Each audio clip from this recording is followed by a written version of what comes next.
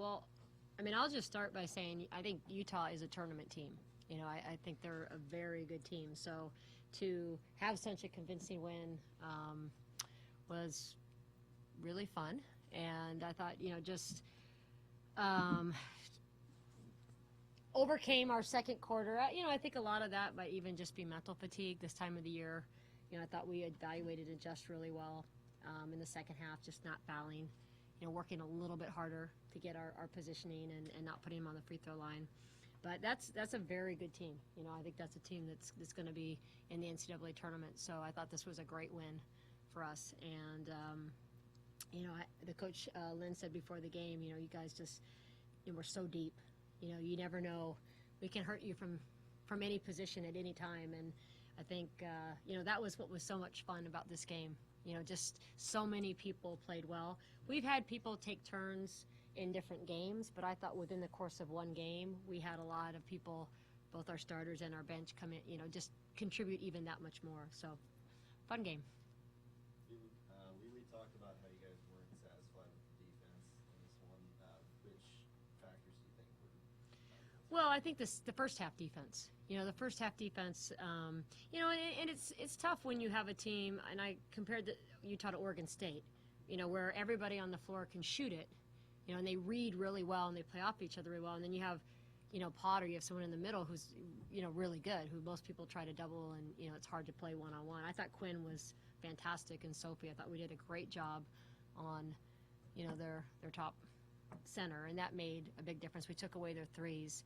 But, then you usually give up a few more layups. And I think we're not used to giving up layups. And when people were leaking around us, we were like, no. And we kind of, maybe, I don't know, I need to watch the tape. But I guess we fouled them. We fouled them. So I thought, again, usually, and some of that's Utah spacing, just with dribble drive and stuff. They do a great job of attacking the lane line.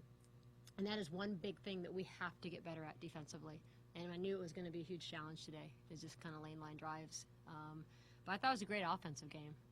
We haven't scored 80 that much this year, and again, just thought at times we just played fast and moved the ball and looked really, really good, except for the second quarter.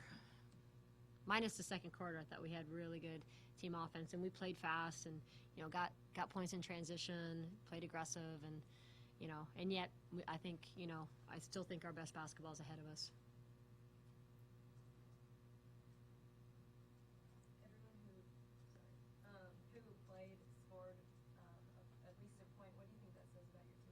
Balance. Balance. I mean, we really, at any given time, we have 5 people that can score. And a lot of times, at least when you sub, maybe your 5 starters in the Pac-12, everybody can score, and then you start bringing people off the bench, and you can help off the people, or you can pinch off of certain people. And I think that's hard to do against us, which is huge. I mean, some of you that have been around for a while, we had years where we were good, but we had people that weren't a threat. Weren't good enough shooters. People didn't guard them.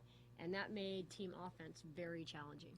So the fact that right now, I mean, pretty much whoever I put out on the floor, can take advantage if anybody's going to help off of them or not guard them is huge. It's hard, I think, to guard us. And I think we're shooting, we have a great balance of, perimeter shooting and interior attack too right now, which is good.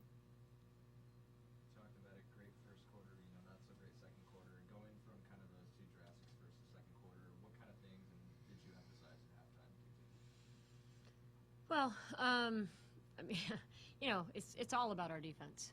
It was mainly just, playing position defense without fouling. This was our Martin Luther King game. So, we always, obviously his birthday was Friday, the holiday's tomorrow. I had quotes all through the day, through the huddles, different things. I was just, we're trying to honor one of the greatest leaders in the history of our country. And, we just said, Martin Luther King, we're here right now. He would just say, to get what you want, you really are going to have to work. And I just thought, we just needed to work harder. We were tired, and, we just had to work a little bit harder. I thought offensively we were fine. Defensively we adjusted. They dug a little deeper, and they, I thought had just a lot more toughness and character in the second half, which is really what defines us. You said that you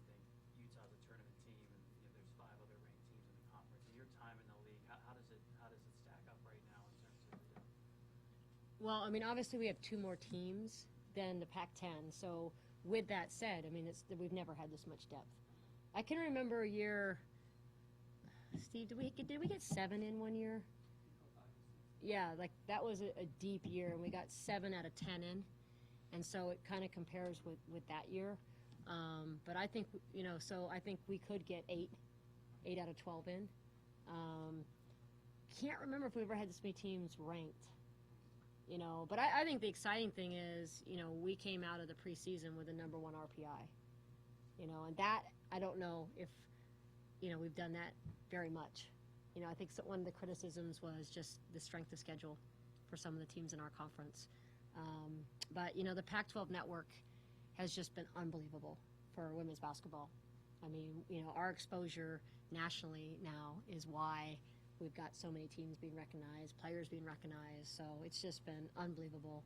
Thank you, Larry Scott, and the whole Pac-12. But it really, for obviously I'm a dinosaur and I've been around a really, really, really long time. But a lot of great players and a lot of great teams were just didn't get near the recognition they deserved. And now, you can't help but watch and see us. And from the first year, it was just drastically different in terms of the polls, in terms of everything, NCAA selection, players getting recognized. So, yeah. Anything else? Thank you, guys. All right. How about that Cardinals game?